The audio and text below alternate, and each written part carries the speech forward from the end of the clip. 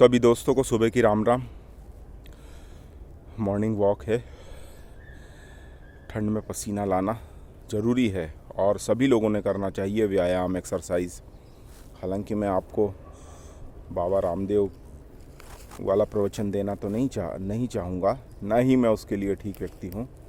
बस सुबह की सेहत बनाओ दोस्तों, घूमो फिरो। रात का भोजन जो है वो यदि कम किया जाए, मूंग की दाल और दलिया अगर सेवन किया जाए और गरिष्ठ भोजन से बचा जाए, भोजन जो भी करते हैं आप रात में उसकी मात्रा कम रखी जाए तो बेटर होता है।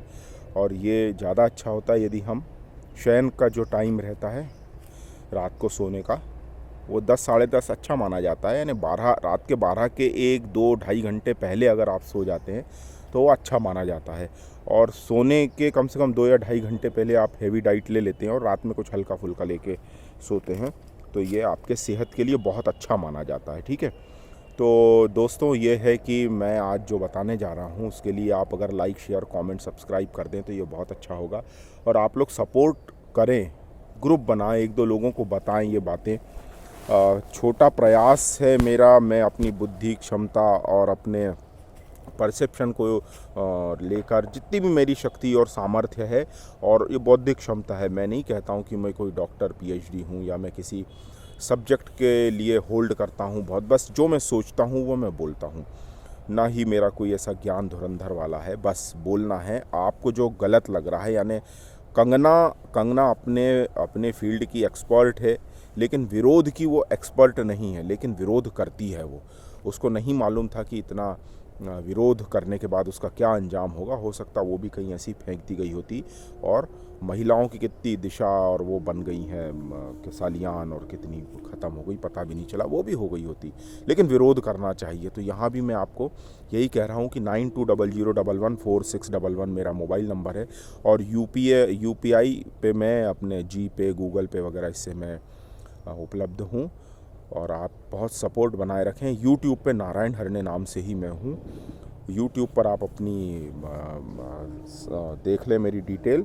और ये जो मैं आज की जो बात बता रहा हूँ वो इसके ऊपर बेसिस है कि हम लड़ किससे रहे हैं, हमारी लड़ाई किससे कर रहे हैं। हमारी लड़ाई यानी इसको कहा जाता है शत्रुबोध। आपको शत्रुबोध है कि नहीं, आप किससे लड़ रहे हैं? क्या वो हमारे प्रेम के लायक है? क्या वो हमारे जो हम डोजियर देते हैं UN में, धीरे धीरे आप समझ ही गए होंगे कि मेरी जो आज का वीडियो है वो किसके ऊपर होने वाला है। मैं आज का वीडियो सीधे पाकिस्तान की मानसिकता के ऊपर करने वाला हूँ। अगर हमें मालूम है कि हमारा शत्रु हमें घुस के मारेगा, वो अपने 5-5 साल के बच्चों को, माएँ उनमें दूध पिला देती होंगी, मुझे लगता है अभी माओं को तो कहना कुछ ठीक नहीं है, लेकिन फिर भी यदि ये चीज़ें इस लेवल पर है तो अब हमें समझना चाहिए कि उनकी जो डॉक्ट्रिन है वो युद्ध की क्या है। वो अपने बच्चों को भी इस तरह से सिखाते हैं कि आपके पड़ोस में, यानी जो एक हिंदू भारत है, मैं तो भारत का भी नहीं कहूँगा, ये जो उनकी लड़ाई है वो हिंदू सनातन कल्चर के, संस्कृति के, हमारे धर्म प्रतीक चिन्हों के विरुद्ध है, उसके खिलाफ है। और अपने बच्चों को पढ़ाते ही ऐसा है, ट्रेंड ही ऐसा करते हैं कि आपके इस तरफ पड़ोस में पाकिस्तान हमारे उत्तर पश्चिम में लगता है तो उनका जस्ट अपोजिट आ जाएगा। उनके जो पूरब में जो बॉर्डर लगी है यानी भारत, वो हमारा शत्रु है, दुश्मन है। और उसको जीतना, वो गजवाए हिंद आपका वो मजहब है, कल्ट है, पवित्र है, ये सब करना उनको बचपन में ही सिखा दिया जाता है। तो जब वो कसाब जैसे जब पकड़ाते हैं, जो मुंबई में जब पुलिस उसको पकड़ती है तो बच्चों की तरह रोते हैं। ये दिखाया फिल्म में। और असल में कसाब कैसा रहा होगा मुझे नहीं पता, लेकिन अगर ये भी सच मान लूँ मैं कि कसाब यहाँ आके असल में जब उसने देखा होगा तो रोया होगा या नहीं रोया होगा, लेकिन रोया होगा तो भी ये एक रोने वाली ही बात है कि सच्चाई कितनी कड़वी है कि कोई एक कौम अपने बच्चों को तक दुश्मन इस आधार पे बताती है कि वो पैदा उस घर में हुआ है, वो तुम्हारा दुश्मन है। अब वो चाहे अपनी गर्दन भी कटा ले तो भी वो तुम्हारा दोस्त नहीं हो सकता। उसके लिए उसको मारना तुम्हारा पुण्य कर्म है, सवाब है। पाक जो धरती है वो यही है। तो मैं ये कह रहा हूँ कि अभी न्यूज़ जो फ्लैश हुई, जिस पे से मैं आपको ये बताना सोचा कि जो हमारा जम्मू सेक्टर है वहाँ पर भिड़ंत आतंकियों में और भारतीय आर्म्ड फोर्सेस में भिड़ंत जो है वो जारी है। अब वो भिड़ंत की वजह आप जो है वो यदि मान लीजिए लिबरल गैंग से सुनेंगे आप, तो आपको ये बताया जाएगा कि एक परसेप्शन ये होता है कि भारतीय सेना जो है वो, भारतीय सेना फौज जो है वो बलात्कारी है, जैसे कि भारतीय फिल्मों में पुलिस को करप्ट बताया जाता है। और एक जो सोशल वाले जो हैं वो इस तरह से बताएंगे कि रोड मत बनाओ, ऐसा मत करो, प्रदूषण होता है, जंगल मत काटो, फलाना ढिकाना नाम का। लेकिन वो ये नहीं बताएंगे कि उन्हीं जंगलों का सहारा लेके, उन्हीं जो दुर्दांत एरिए हैं उनका सहारा लेके दुर्दांत लोग कैसे भारत में घुसपैठ करते हैं।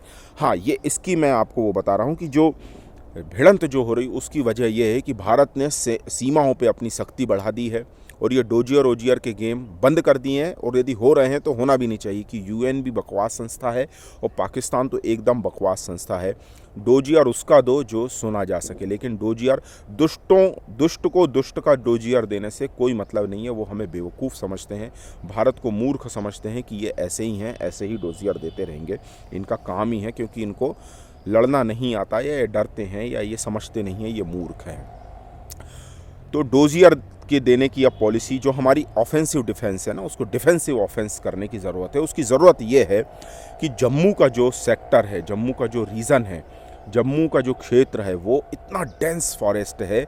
ये ऐसा नहीं होता कि अभी भी मैं जंगल में खड़ा हूँ, ये नगर वन की श्रेणी में आता है। भोपाल में स्वर्ण जयंती पार्क, नगर वन का मतलब क्या होता है कि ऐसा जंगल जो जिसके आसपास नगर बन गया हो, नगर बस गया हो, लेकिन इस पर्टिकुलर जगह को आपने कटने से और कंक्रीट का जंगल बनने से बचा लिया। ये अभी भी वैसा ही है जैसा कई 100 सालों पहले रहा होगा, ठीक है, इसको चेंज नहीं किया, ये प्राकृतिक है। लेकिन जब आप जाते, देखिए थोड़ा दूर अगर आप जाएंगे, यहाँ से मैं कैमरा देखता हूँ, देखिए नीचे ये जा रहा है, ये देखिए नीचे। अब जम्मू में अगर आप जाएंगे, हिमालय का रेंज है वो पूरा, अगर वहाँ आप ऐसे देखेंगे तो ये ऐसी जगह है जो दिख रही है, वहाँ तो ऐसी ऐसी जगह है कि वहाँ आप देख नहीं सकते। इतना डेंस फॉरेस्ट है, ऊंचा नीचा, 10 मीटर की दूरी पर ही अगर कोई दुश्मन छिप के बैठा है तो आप उसको ढूंढ ही नहीं सकते। आप वहाँ से, जैसे आप वहाँ से निकले, यानी जो हमारी आर्म्ड फोर्सेस हैं, बीएसएफ वगैरह जो भी हैं, तो ये जो फोर्सेस हैं ये वहाँ से ढूंढने, सर्च के ऑपरेशन के लिए निकलेंगी। वो आप उनको जंगल में, पहाड़ों के देखिए पटाखे बज रहे हैं, वहाँ से आप निकल के आप कहाँ जाएंगे? आपने मान लीजिए घूम के एक पेड़ क्रॉस करके आप उसके उस तरफ गए, वो धीरे से अपनी जरा सी वहीं बैठे बैठे ही अपनी पोजीशन बदल के वो आपके दूसरे तरफ आ गया। आपको मालूम ही नहीं चलेगा कि दुश्मन कहाँ छिपा हुआ है। और इन्हीं जो इतना डेंस फॉरेस्ट है, ऊंचा नीचा, हिमालय आपने देखा है, हमारे ऋषि मुनि हिमालय में तपस्या करने जाते थे, वो सेक्टर है।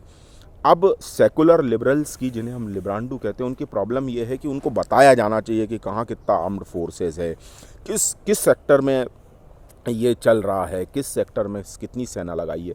हमें नहीं जानने की ज़रूरत है, ना ही हमारा ये हक है कि हम जानें, बिल्कुल हक नहीं है। आपको ये हक है कि बॉर्डर सुरक्षित है या नहीं, ये आपका हक है।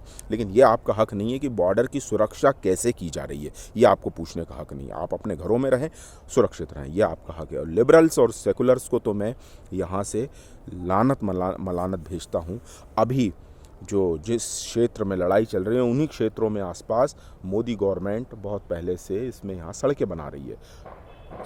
सेकुलर गैंग, लिबरल्स गैंग जो है वो मोमबत्ती लेके और सड़कों पर बैठ गए, मुंह बांध के, और डब्बे उन्होंने लगा लिए हैं, हाथी का भी एक चित्र लगा लिया है, और वहाँ पे ये लिखा जा रहा है कि यहाँ पे सड़कें ना बनाई जाए। अब सड़कों से इनको क्यों लग रहा है कि जब टैंक पहुंच जाते हैं किसी जगह पर तो वो पर्टिकुलर वो क्षेत्र जीता हुआ माना जाता है।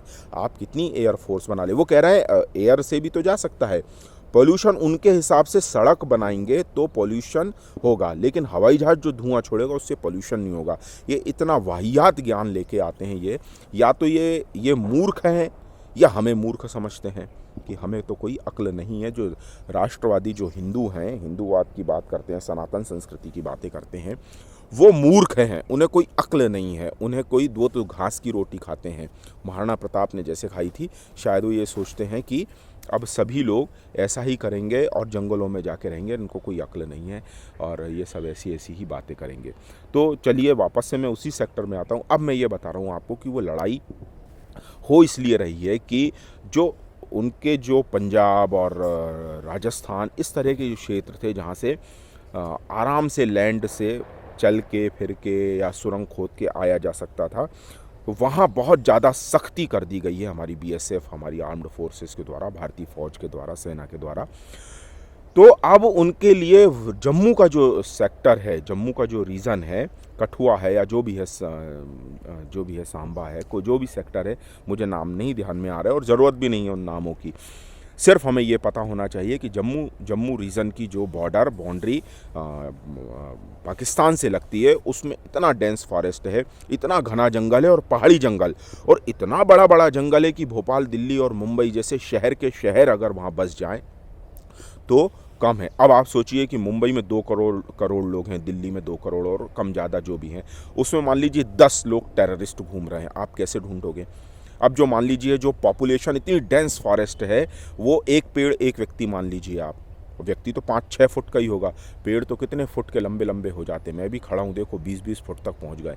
ऐसे जंगलों में जहाँ धूप भी नहीं पहुँच सकती, ऐसी तराइयाँ, गहराइयाँ, घाटियाँ हैं कि वहाँ 10-10 फुट गहराई में भी बैठा व्यक्ति, क्या वहाँ तो मतलब पेड़ों के पता नहीं चलते कि पेड़ कितना लंबा है, तो 5-6 फुट का आदमी बैठ भी जाए तो वहाँ क्या पता चलेगा? ये कल्पना आप सोच के देखिए कि किस तरह से कठिन होता है। तो जब ये वहाँ पे ये लोग घुसे हैं, वो प्रश्न ये करते नहीं कि ये घुसे कैसे, तो मैं बता रहा हूँ ये घुसे ऐसे हैं, इस तरह से घुसे, और इतना कठिन टेरेन है वहाँ पर कि बाउंड्री, बॉर्डर, ये सब बना पाना वहाँ पे संभव नहीं है। बहुत असंभव तो नहीं है, लेकिन संभव भी नहीं है, क्योंकि 2 पहाड़ों के बीच में इतना गैप है कि व्यक्ति खड़े होकर कैसे करे। अब उसकी जो टेक्नोलॉजी इतनी डेवलप करेंगे और हम उतना खर्च उठा लेंगे तो निश्चित वहाँ भी करेंगे, और मुझे नहीं लगता वहाँ ज़रूरत पड़ेगी, क्योंकि हमारा भारत उसके पार है। यदि इसी तरह की मक्कारी करता रहा है पाकिस्तान, तो निश्चित हमें अपनी बॉर्डर बढ़ाने की ज़रूरत होगी। तो मुझे लग रहा है कि आज का वीडियो ज़्यादा लंबा ना हो, इसलिए मैंने आपको वो सारी चीज़ें बता दी डिटेल में, और ब्रीफ में डिटेल जो भी आप समझ लें। जो छोटे वीडियो देखना चाहते हैं उनके लिए डिटेल है, और जो डिटेल में वीडियो देखना चाहते हैं उनके लिए ब्रीफ है। तो मैंने आपको कोशिश करी है बताने की कि जम्मू सेक्टर में जो हो रहा है वो क्यों हो रहा है, और भारत को क्या करना चाहिए। भारत को ऑफेंसिव डिफेंस ना रख के डिफेंसिव ऑफेंस करना चाहिए, यही हमारी ज़रूरत है और यही हमारी कोशिश होनी चाहिए। तो ठीक है दोस्तों, सपोर्ट करते रहें। 9200114611 पे मेरा मोबाइल नंबर है, इसी पे आप सपोर्ट रखें। आप लोग सपोर्ट करेंगे तो मैं ज़्यादा अच्छा काम कर पाऊँगा। Thank you very much.